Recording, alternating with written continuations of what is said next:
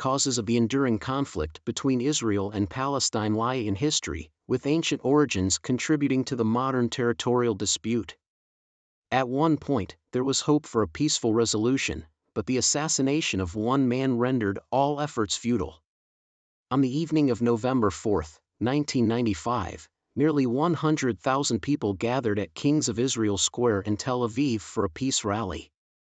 Israeli Prime Minister Yitzhak Rabin was passionately delivering a speech and singing the Song of Peace. Around 9:20 p.m., as his speech concluded, Rabin was slowly walking towards his car when a university student named Yigal Amir suddenly emerged from the crowd and fired 3 shots at him. Rabin was hit twice in the back, with one bullet piercing his spleen and another striking his spine.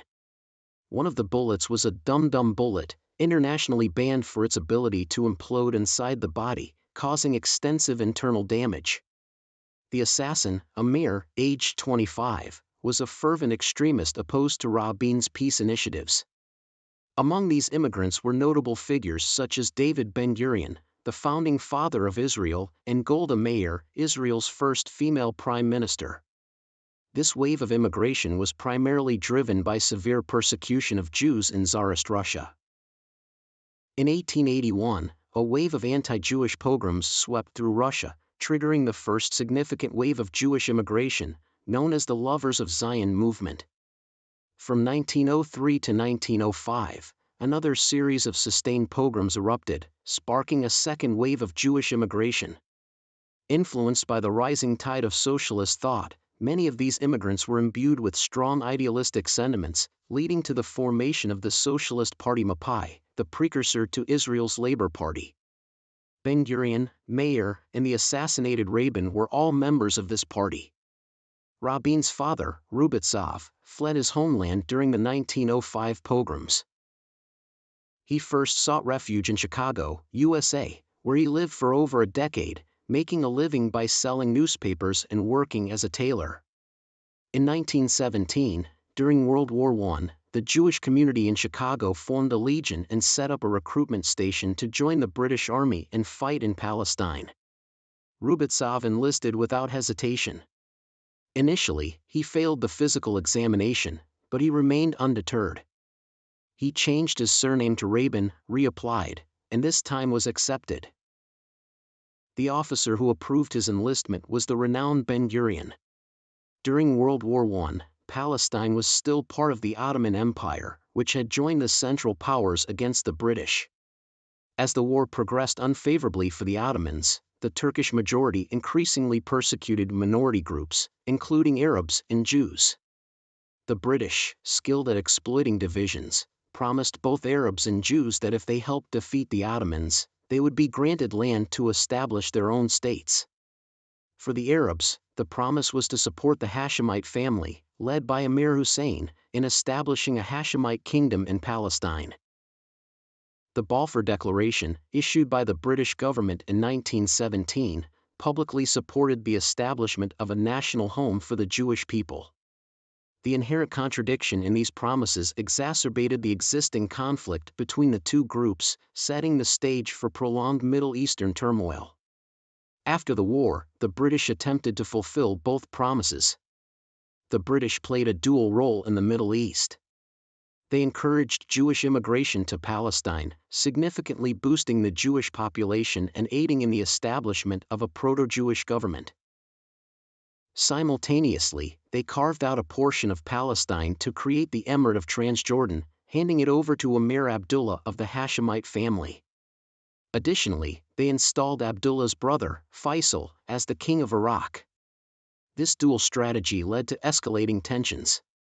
Radical Arab nationalists, driven by religious exclusivity, vehemently opposed Jewish immigration and demanded the annulment of the Balfour Declaration. These groups resorted to violence, continuously attacking Jewish settlements. The British found themselves in a difficult position and eventually had to halt Jewish immigration to Palestine. They were wary of Arab extremists threatening their control and the looming threat of war with Germany. To appease the Arabs, the British increasingly leaned towards them.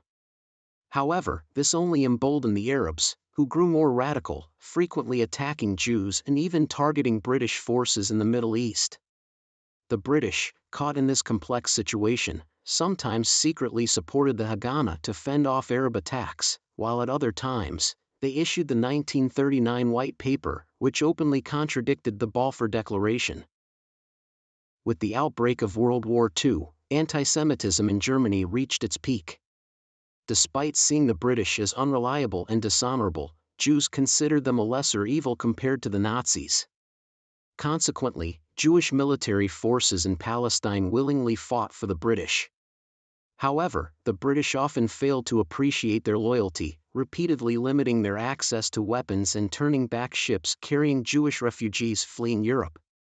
On June 5, 1967, all of Israel's military and political leaders gathered at Air Force headquarters, anxiously watching the clock. At 7:45 a.m., Air Force Commander Madi Had gave the order, and the first wave of 40 Mirage and Mystere jets took off towards the Sinai Peninsula. By 10:35 a.m., Israel had launched 17 waves of jets, hitting 10 locations around Cairo, the Suez Canal, and the Sinai region. The skies were filled with the deafening roar of jets and explosions. During this massive air assault, Israeli Chief of Staff Yitzhak Rabin was briefly worried that using nearly all of Israel's aircraft might leave the homeland exposed to attacks. However, his fears proved to be unfounded. By 11 a.m., reports confirmed that Egypt's resistance was minimal, with 3/4 of the Egyptian Air Force decimated. Meanwhile, Egyptian Vice President and Commander-in-Chief of the Armed Forces Abdul Amir, Air Force Commander Sidki Mahmoud, and several senior officers were on a plane heading to inspect the Sinai front. The sudden airstrike forced their plane to land at Cairo International Airport after an hour and a half of bombing. Once on the ground, the officers hurriedly took taxis back to the Supreme Command headquarters, but by then, the Israeli airstrike had largely concluded. Out of Egypt's 340 planes, 304 were destroyed, and the remaining ones were mostly unable to take off due to damaged runways. Following Egypt's crushing defeat, Jordan, Syria, and Iraq, which had mutual defense pacts with Egypt, jointly launched air raids on key Israeli cities. However, Rabin remained undeterred and ordered the Israeli jets to take off again, ready to counterattack. The highly motivated Israeli forces inflicted heavy losses on their opponents, forcing them to sign ceasefire agreements. In the Arab-Israeli wars, the greatest concerns for both sides were not each other but the potential intervention of the two superpowers, the US and the Soviet Union. Israel preempted any interference by launching a near-perfect blitzkrieg, defeating their opponents in just 6 days during the Six-Day War. For Rabin, this was his most glorious military achievement. As he sat in the operations room, receiving one victory report after another, he felt both excitement and unease. As a descendant of Jews, he deeply understood the pain of losing one's homeland. The plight of the Palestinians today mirrors that of the Jews in the past. The Third Arab-Israeli War was triggered by Egypt's blockade of the Straits of Tiran, a crucial maritime route for Israel, essential for transporting nearly all military supplies and oil, effectively serving as a lifeline. With Egypt's blockade, Israel had no choice but to go to war. The decades following 1948 saw several wars between Israel and its Arab neighbors, 1956, 1967, 1973, as well as ongoing conflict between Israel and Palestinians. Both sides have suffered casualties and losses, with victories and defeats on either side, but the overall outcome has been the gradual loss of Palestinian land and the expansion of Israeli territory. Take the Six-Day War of 1967 as an example. In just 6 days, Egypt lost the Sinai Peninsula and the Gaza Strip, Syria lost the Golan Heights, and Jordan lost the West Bank and East Jerusalem. Israel's territory expanded to 4 times its pre-war size. Growing up in a nation without a homeland, Rabin was profoundly affected by the turmoil and strife his people endured. This included deep-seated mistrust, political instability, and external influences. His parents dedicated their lives to establishing a Jewish state, and their commitment to the Zionist movement greatly influenced Rabin. From a young age, he aspired to take up arms and fight against the Arabs, driven by the ongoing Arab national struggle in Palestine. In high school, Rabin attended an agricultural school, excelling academically, which underscored the importance of agriculture in Palestine's economy. He had the opportunity to study in the United States, but with World War II raging and Jews facing extreme peril, he chose to join the military to protect his people in Palestine. Rabin began his military career in the Youth Brigade before becoming a formal soldier in the Haganah. He progressed from platoon leader to colonel, brigade commander, and regional commander, steadily rising through the ranks. He fought in World War II, participated in the First and Second Arab-Israeli Wars, and personally commanded the Six-Day War. Rabin had fought Nazis, been imprisoned by the British, and battled Arabs. During the First Arab-Israeli War, Israeli forces were initially outgunned and outnumbered, unable to hold their ground. Many Jews in Jerusalem's Old City, including some rabbis, had to surrender to Jordanian forces. Upon hearing about the surrender, Rabin remarked, "Spineless cowards." Young Rabin's stance towards the Arabs was one of absolute non-compromise and no surrender. In June 1963, David Ben-Gurion, the founding father and first Prime Minister of Israel, suddenly announced his resignation, shocking the Israeli political scene. Sometime later, this revered elder summoned Rabin to his home and, speaking in a fatherly tone, said, "Yitzhak, I like you very much, just as your mother Rosa did when you were a child." Hearing this, Rabin was moved to tears. He remembered how Ben-Gurion had made an exception for his father, who had failed the physical fitness test, allowing him to join the army. Rabin realized that this elder was about to make an exception for him as well. At that time, Rabin had not yet commanded the Six-Day War, demonstrating Ben-Gurion's foresight. As expected, Ben-Gurion promised Rabin that before his retirement, the new prime minister would appoint Rabin as chief of staff of the Israel Defense Forces. On January 1, 1964, Rabin assumed the position with little opposition, reaching the peak of his military career. When large-scale frontal wars proved ineffective, Palestinians turned to continuous border harassment and terrorist attacks. Even before the Six-Day War, Arab nations and Israel had engaged in numerous small-scale conflicts over the water resources of the Jordan River, sabotaging each other's water facilities. In 1964, Yasser Arafat established the Palestine Liberation Organization, PLO. Born in Jerusalem, Arafat studied civil engineering at Cairo University. By the late 1950s, when Arafat was organizing the PLO and its militant wing, Fatah, his goals were clear: drive the Jews out and establish a Palestinian state. The Palestinians were disorganized and desperately needed a leadership organization to unite them. However, they lacked skilled leadership and faced critical funding issues. Yasser Arafat stepped up, leveraging his civil engineering background to raise £20,000 through a construction company as initial funding. He later required that anyone wanting to do business had to agree to donate part of their profits to the Palestine Liberation Organization, PLO, at the time of signing the contract. In February 1969, Arafat was elected chairman of the PLO Executive Committee, becoming the key political and military leader for the Palestinians. After the Six-Day War, Arab countries were deeply intimidated. Despite their animosity towards Israel, they were unwilling to engage in another large-scale conflict. As a result, none of them wanted to host the violence-prone Fatah, leaving it without a stable base. King Hussein of Jordan reluctantly permitted them to operate within his borders. This sudden war shattered Israel's illusion of peaceful coexistence and debunked the myth of the invincible Israeli military overnight. How did the previously divided Arab states manage to unite and launch such a surprise attack on Israel? The answer lies with Egyptian President Anwar Sadat, who succeeded Nasser.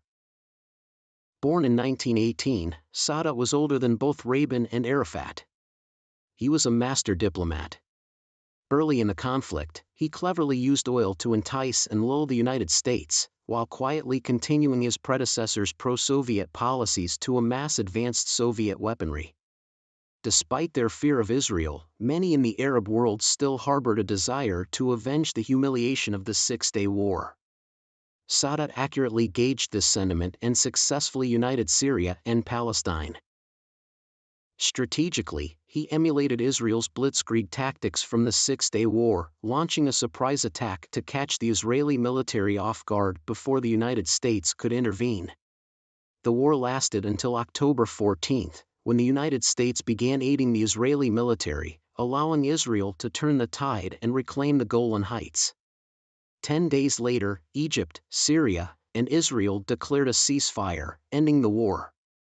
Ultimately, while the Arab states didn't gain much, Israel suffered its greatest losses since its founding: 103 aircraft, 1,240 tanks and armored vehicles, an economic loss of $2.5 billion, and 2,800 soldiers. This war demonstrated that for Jews living in the Arab heartland, the dream of a peaceful life was mere fantasy. It also made both sides realize that eradicating or subduing the other through war was impossible.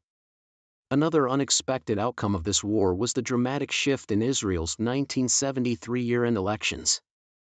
The Labour Party, which had been in power for 25 years, saw its prestige plummet, while the radical right-wing Likud Party, led by Begin, gained 13 seats.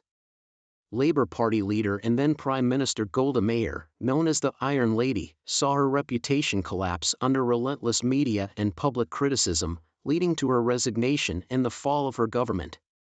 Due to this unexpected turn of events, the previously idle and seemingly hopeless 52-year-old Rabin became Israel's prime minister. The Yom Kippur War not only elevated Rabin to the position of prime minister but also softened his previously hardened heart, filled with hatred. On August 29, 1974, a Jordanian military helicopter landed at Atarat Airport on the outskirts of Jerusalem. Under the cover of night, several passengers disembarked and boarded an Israeli military helicopter. These important passengers included King Hussein of Jordan, Prime Minister Rifai, and a military advisor. For Israeli-Jordanian relations, this was an unprecedented visit, marking the first time such close interaction occurred between two historically adversarial worlds. During the Jordanian crisis, Israel had intervened to save King Hussein's regime. This intervention likely played a crucial role in facilitating this visit. A group of high-ranking Israeli officials, including Prime Minister Rabin, Defense Minister Perez, and the newly appointed Foreign Minister Yigal Allon, waited respectfully at the hotel entrance to welcome them. The main focus of the talks was the west bank of the Jordan River. Jordan asserted its ownership of the land and demanded the withdrawal of Israeli forces, leaving only the Jordanian army. This proposal was termed the Disengagement Agreement. Rabin found this agreement unacceptable and refused to sign it, as doing so would jeopardize his position. The West Bank was inhabited by Jordanians, Jews, and Palestinians, each group believing they had rightful ownership of the land. Withdrawing Israeli forces would result in a loss of military control over the area, and the stateless Palestinians could potentially be expelled by the Jordanian army, an outcome Arafat's PLO would never accept. Rabin and Hussein discussed a confederation plan, which involved temporarily setting aside the territorial dispute and allowing Palestinians to hold Jordanian passports and participate in Jordanian parliamentary elections. However, the differences were too significant, and no compromise was reached. Despite Hussein's frustration, this interaction showed that groups with different faiths and deep-seated animosities could engage in peaceful diplomatic negotiations instead of resorting to war and bloodshed. Following this, Egypt and Israel addressed the Sinai Peninsula territorial dispute through negotiations and mutual concessions at the conference table. In November 1977, Egyptian President Sadat, a key figure in the Arab world and the initiator of the Yom Kippur War, visited Israeli soil, causing global shockwaves. He declared his intent to dismantle the wall of hatred that had separated Arabs and Israelis for 30 years. During this delicate process, Rabin struggled to meet the territorial demands of the Arabs. While the idea of exchanging occupied land for peace was appealing, it was largely unrealistic. The reason was clear: the majority of Israeli public opinion and right-wing parties would never agree to it. Anyone who signed such an agreement would be seen as a traitor and a coward, selling out the country. Land gained through war could only be lost through war. However, Rabin also understood that Israel needed to make some concessions. Relying solely on military might and U.S. support, it would be impossible to live peacefully in the Arab heartland. After the Yom Kippur War, he increasingly felt that military solutions wouldn't work. This was the tiny crack in his once rigid heart as he transitioned from soldier to politician. He could think this way, but he didn't dare to say it, let alone act on it. In April 1977, Rabin was forced to resign as prime minister due to relentless attacks from the opposition after his wife was exposed for illegally holding 2 American bank accounts.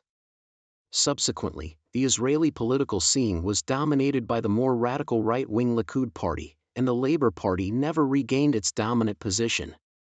In 1982, following an assassination attempt on one of its diplomats by Palestinians, the Israeli government decided to take sides in the Lebanese civil war, leading to the 1982 Lebanon War. Lebanon, the only Arab country neighboring Israel that does not have Islam as its state religion, has 49% of its population practicing Christianity, and they hold political power. In contrast, the 51% Muslim population appears weaker. In 1969, the homeless PLO moved its headquarters there, exacerbating the religious and ethnic tensions in Lebanon and eventually leading to a brutal civil war. Syria sent troops to support the Muslims, while Israel sent troops to support the Christians, escalating into the Fifth Arab-Israeli War. In this conflict, Israel deployed a force of up to 120,000 troops, utilizing the most advanced weaponry seen in any previous Middle Eastern war. The conflict lasted for 87 days, and under the intense bombardment, many people were displaced. On the evening of September 18, 1982, Lebanese Christian militiamen entered the Sabra and Shatila refugee camps in Beirut, resulting in a massacre of unarmed Palestinians. When they left, the camps were in chaos, with hundreds, if not thousands, of civilians dead. This tragedy occurred despite a glimmer of hope for peace with the Oslo Accords. The key figure in understanding this event is Ariel Sharon, who began his career as an unremarkable officer in the Israeli army. In the 1970s, Rabin, aiming to counter his rival Peres, promoted Sharon to National Security Advisor. Feeling marginalized by Peres, Sharon resigned in frustration and switched from the Labour Party to the Likud party. When Begin's Likud came to power, Sharon was appointed Minister of Defense, known for his aggressive and combative nature. Both Sharon and Rabin were highly dissatisfied with the Palestine Liberation Organization, PLO, whose national charter called for the elimination of Zionism from Palestine. Consequently, both men disliked Arafat and supported an iron fist policy.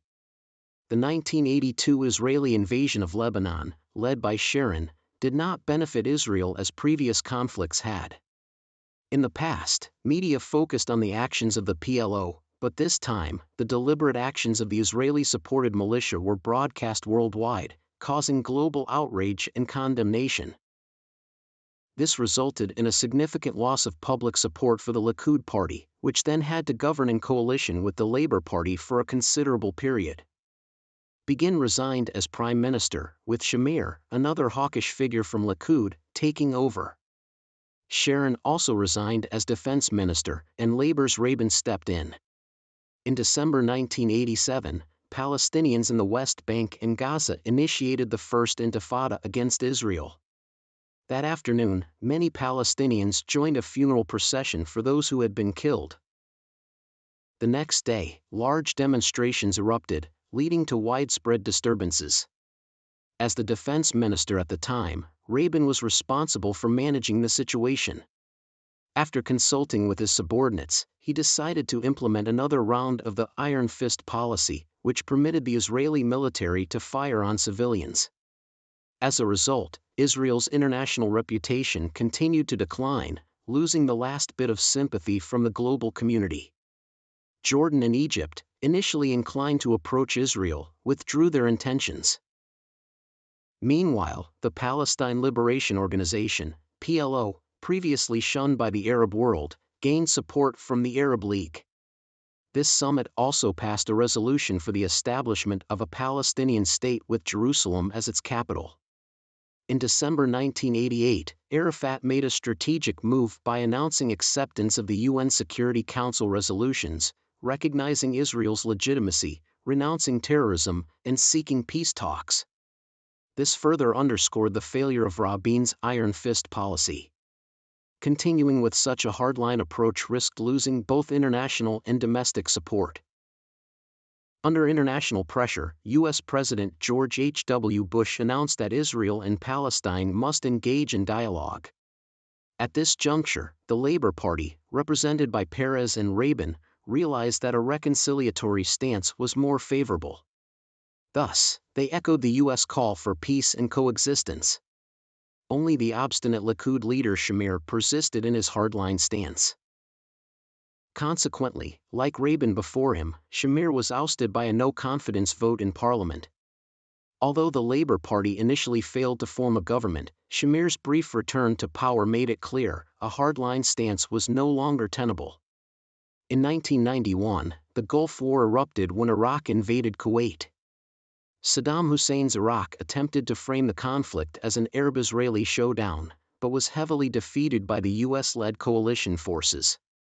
Interestingly, Israel's restrained stance during this war resulted in significant economic and political gains. The US government even promised $10 billion in compensation, and European nations began viewing Israel more favorably. Shamir finally understood the concept of winning without fighting.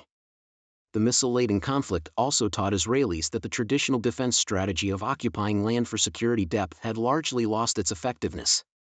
The most reliable way to achieve peaceful living was to coexist with Arab nations. In 1991, George H.W. Bush facilitated a conference in Madrid, Spain, involving the US, Soviet Union, UK, France, Egypt, Syria, Lebanon, Israel, and the Palestinians. This conference marked the end of 42 years of Arab-Israeli hostility and the beginning of peace talks. The following year, Israel held elections, and the now moderate Labour Party regained power. Rabin returned to his roles as Labour Party leader and Prime Minister. Rabin knew his return to power stemmed from his peace-oriented stance. Upon taking office, he abandoned his former image as a hardline military leader. He agreed to withdraw Israeli forces from densely populated areas in the West Bank and Gaza and deployed police to prevent spontaneous Jewish settlements. He even evicted those who had taken over homes in East Jerusalem. In mid-September 1993, in Washington, D.C., with Clinton standing between them, Rabin and Arafat had their first handshake photo. Rabin emotionally declared, "Today, we must shout loudly to you that enough blood and tears have been shed, enough." Despite any underlying motivations, the peace stance was a positive move. In 1993, the Oslo Accords were finalized as a framework for future Israeli-Palestinian relations. This agreement granted Palestinian autonomy in the Gaza-Jericho area, marking a significant milestone in Arab-Israeli peace negotiations. Arafat, Rabin, and Clinton once again shook hands for a photo. However, no one anticipated that this period of peace would be so brief and fragile. When the peace ended, it wasn't followed by smiles but by continued hardship. During the first Middle Eastern conflict, Sheikh Yassin was just a 10-year-old boy. After the conflict, his hometown in southern Gaza was completely destroyed, and his family became refugees. At 14, Yassin was paralyzed from the neck down after a football accident and spent the rest of his life in a wheelchair. In 1987, during the Palestinian uprising in Gaza, Yassin became one of the most active participants. Amid the chaotic protests, he raised a flag bearing the name Hamas, the organization he founded to target Israeli soldiers and Palestinian collaborators. Hamas soon replaced the Palestine Liberation Organization, PLO, as the primary group fighting against Israel, rejecting peace accords and resorting to extreme measures. On March 22, 2004, while Sheikh Yassin was leaving a mosque with several companions, an Israeli helicopter strike killed him. Ariel Sharon, known for his hawkish stance, was sidelined and assigned to oversee commercial and construction projects. During this period, another far-right figure, Benjamin Netanyahu, also found himself out of favor. He spent time in the United States and at the United Nations as Israel's representative before serving as Deputy Minister of Foreign Affairs and Deputy Prime Minister in the Shamir government. In 1995, Rabin was assassinated. The following year, Israel faced a series of terrorist attacks, most notably in March when a Hamas suicide bombing killed 32 Israeli civilians, shocking the nation. That year was also an election year in Israel. The 46-year-old Benjamin Netanyahu, running as the right-wing Likud party candidate, successfully defeated the left-wing Labour Party candidate Shimon Peres, becoming prime minister. This marked a resurgence for the Israeli right wing. Sharon, previously disheartened, regained prominence, serving as foreign minister in 1998 and becoming the Likud party chairman in 1999. In September 2000, he forcefully entered the Temple Mount, igniting one of the bloodiest clashes between Israelis and Palestinians. Sharon was elected prime minister in 2001 and re-elected in 2003. Under his leadership, Israel shifted sharply to the right until he suffered a stroke in 2006, ending his political career. In 1996, Benjamin Netanyahu made a notable return, reclaiming the position of Likud party chairman and being elected prime minister. He has since been re-elected in 2013, 2019, and 2020, despite facing corruption allegations, and continues to serve as prime minister. Israel's rapid shift to the right appears irreversible, making the brief period of peace negotiations during Rabin's era seem like a fleeting, intense dream. Reflecting on the 1993 signing of the Oslo Accords, the subsequent Nobel Peace Prize awarded to Rabin, Arafat, and Peres in 1994, and the ensuing peace talks, it becomes evident that these efforts, though significant, did not lead to a lasting solution. Upon closer inspection, those years of peace talks, while seemingly promising, failed to resolve, and perhaps were incapable of resolving, the fundamental territorial disputes. Beneath the surface, the dark undercurrents of mutual killing and hatred between the two sides never ceased. On October 6, 1981, during a grand military parade in Cairo, four assailants disguised as soldiers opened fire on the reviewing stand with submachine guns. Egyptian President Anwar Sadat, who had extended an olive branch to Israel and signed the Camp David Accords, earning a Nobel Peace Prize, was assassinated by domestic religious extremists. In 2004, the same year Sheikh Yassin was killed by Israel. Arafat, who had tirelessly advocated for peace negotiations, passed away. Years later, it was suggested that this idealistic elder may have died from thallium poisoning, with Israeli intelligence agency Mossad suspected as the perpetrator. This marked the loss of the last glimmer of hope for Israeli-Palestinian peace negotiations. Thank you for watching. If you enjoyed this video, please give it a thumbs up and subscribe to our channel. Your support keeps us going. Thank you.